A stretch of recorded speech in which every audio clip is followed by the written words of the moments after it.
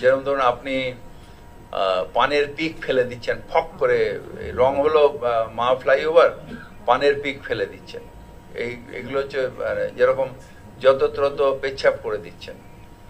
তারপরে যদি ব্যবসা থাকে আপনি যে জিনিসপত্রগুলো বাইরে ফেলে দিচ্ছেন।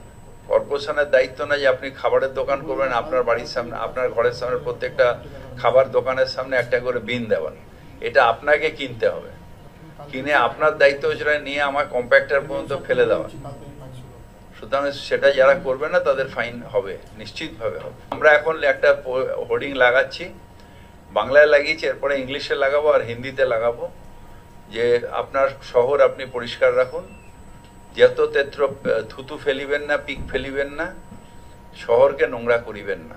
আমাদের কিছু অ্যামেন্ডমেন্ট করতে হবে, যেটা হচ্ছে যে গাড়ির থেকে, মানে ইন্ডিভিজুয়াল লোকের ওপরে ফাইন ছিল, কিন্তু গাড়ির থেকে মুখ বাড়িয়ে পিক ফেলে দিল, তো গাড়ির ওপরে তো আমি তো জানছি না যে গাড়ির মধ্যে কে আছে।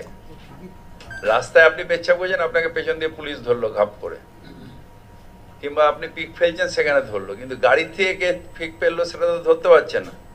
তাহলে গাড়ির ওপরে যাতে ফাইন হয় সেই জন্য আমরা একটা অ্যামেন্ডমেন্ট আনছি।